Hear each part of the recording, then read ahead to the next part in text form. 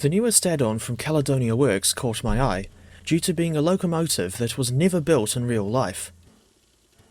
This is the Caledonian Railway 1000 class, a 462 Pacific design proposed by John F. McIntosh in 1914, as he was frustrated with his biggest 460 locomotives, the 903 Caledonian class, still needing assistance on the steep climb up to Beatwick Summit, between Carlisle and Glasgow on the West Coast Main Line. The proposal was essentially a bigger and more powerful version of the 903 class, but the 1000 class never went beyond the concept stage, due to McIntosh's retirement and the outbreak of World War I. I don't know if 1000 class was actually the official designation, or if it was just something thought of by Mr. Wilson. In any case, the Cali Pacific is the second proposed, but never built, class brought to TS by the aforementioned developer, with the first being the Great Western Railway Cathedral class, which was released in 2021. This video was not sponsored by CW, and I paid for the 1000 class with my own money. The Caledonian Railway 1000 class was released for TS on the 27th of August 2026, and she's available from CW's website for £17, or $40.67 NZD. That's a little cheaper than the normal price for CW add-ons. One of the first things I noticed upon seeing the finished model of the 1000 class was her strong resemblance to the previously mentioned 903 class, with the main differences I noticed being the Pacific's use of outside cylinders and an extra trailing truck. Come to think of it, the 1000 class is effectively, and currently, the nearest thing we've got to a remastered version of the 903 class. Not to mention the first time that CW has modelled a Caledonian engine since March 2025, when we got the 55 class, or Mini Cardine as I call her. In this new pack, the 1000 class is depicted as comprising 4 members, namely 1000 Leviathan, 1001 Behemoth, 1002 Samson, and 1003 Caledonia. Before going through what else is included in the pack, besides the 4 class members, I was curious to see just how fast the Cali Pacific could go, so I set up a test run with 1001 Behemoth, going from Gretna Green to Ruthwell on the Western Lines of Scotland route. I had a 1001 hauling 7 Lucky 7 Grampian coaches, and got her up to at least 86.7 miles per hour on level track. Not as fast as I was hoping for, but still a good result even if I do say so myself.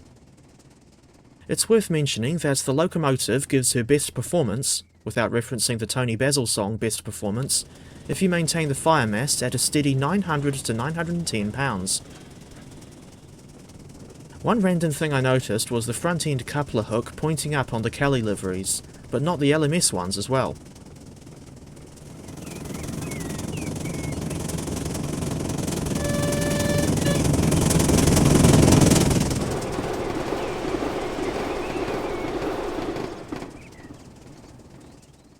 As for what else is included in the Cali Pacific pack, we'll start by going through the selection of liveries, of which there are 6.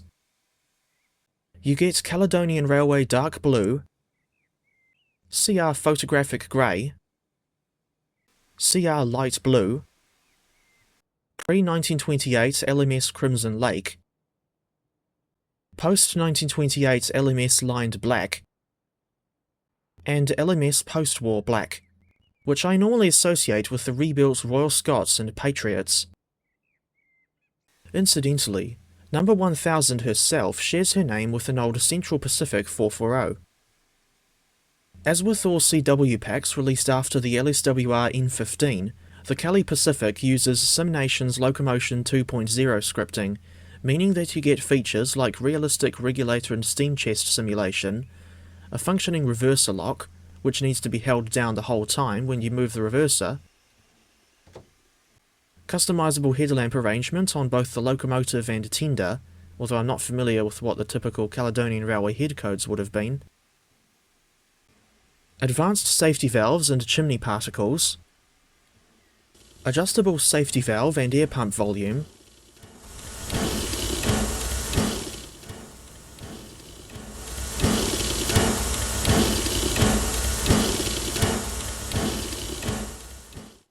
3D number plates, openable cab windows and doors,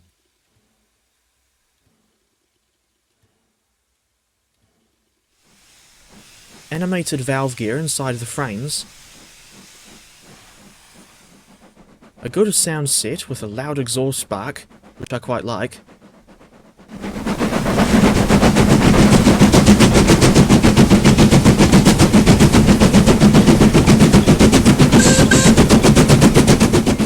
animated rigging for the cylinder cocks, which isn't really noticeable from a distance, but a welcome addition nonetheless,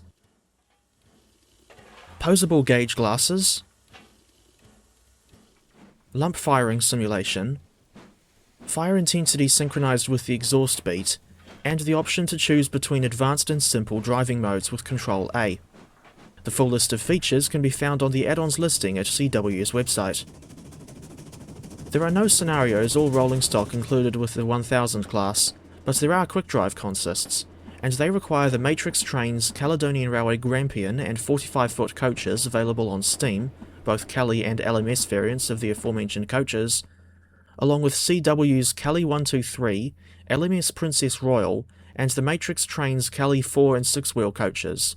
That last pack of coaches is available on CW's website.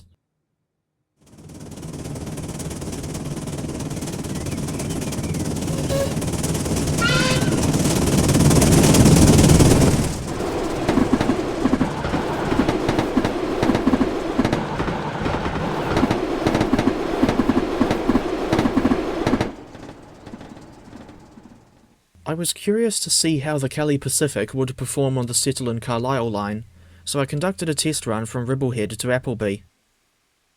To try and make this a bit more of a challenge, I set up 12 Armstrong Powerhouse Mark I coaches behind locomotive number 1000 Leviathan.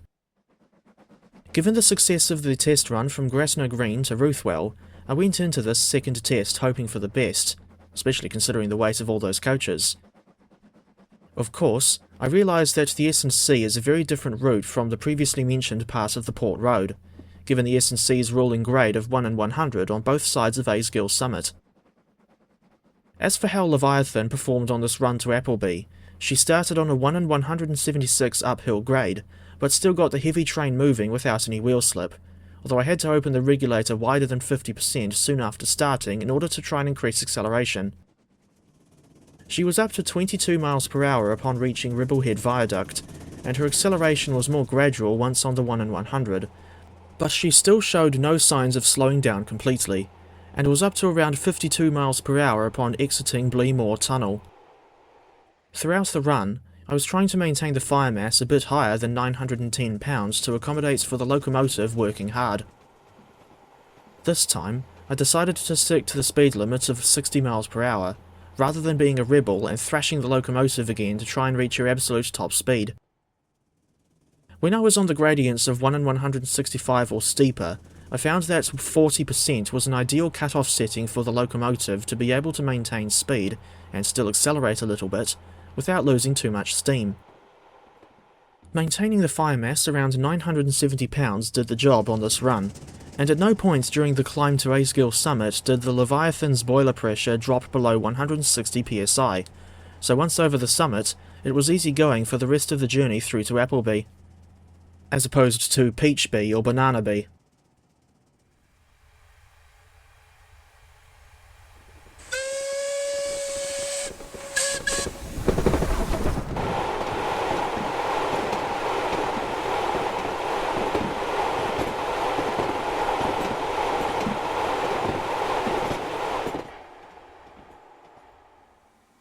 Safe to say that I'm impressed with how the Cali Pacific performed on both of the test runs I conducted, and regarding the second one from Ribblehead to Appleby, it helped that the brakes are set up in a way where you can make very small and precise applications, thus making it relatively easy to maintain speed when you're going downhill.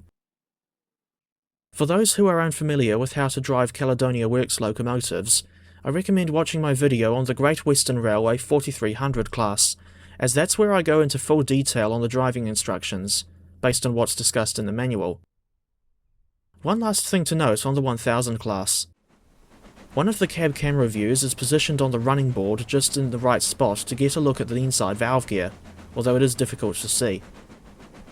Even so, I'm still happy to see this camera view being added, as I recall suggesting something of this nature in a previous video. And there you have it, an overview of what you'll get for your money with the brand new Caledonian Railway 1000 class from Caledonia Works.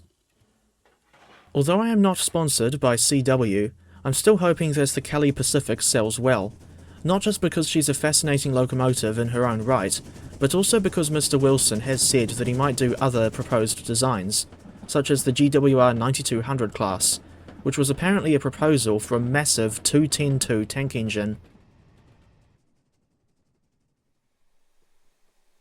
As for where I'd rate the 1000 class, you know what, screw it, she gets 9 out of 10. If you've stuck around to the end of the video, you win a military policeman from the early 40s who works near a station on the Eden Valley line.